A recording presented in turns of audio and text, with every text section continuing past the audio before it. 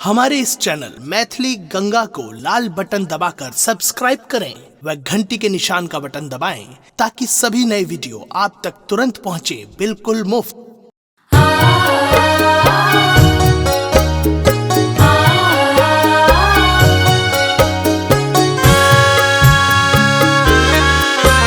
अपने सुन रहे छी गंगा कैसेट का प्रस्तुति। छठी मैया सुनियो अरजिया, करियो अर्घ स्वीकार, करियो अर्घ स्वीकार।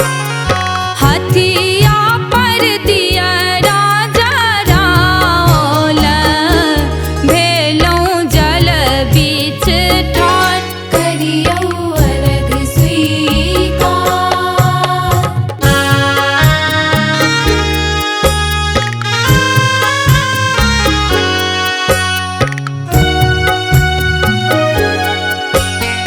पुआ पकवान सा डाला सजाओल, पथिया कोनिया संग पियरी चढ़ाओल।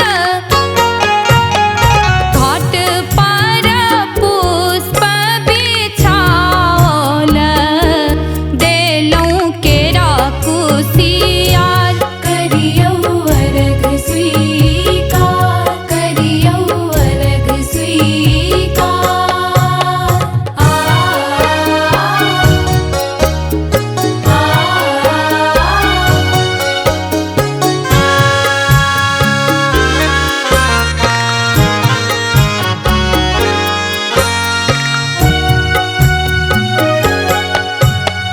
निर्धन धन मांगे कोढ़ीन काया, बाँझिन के पुत्र दियो अहाँ महामाया।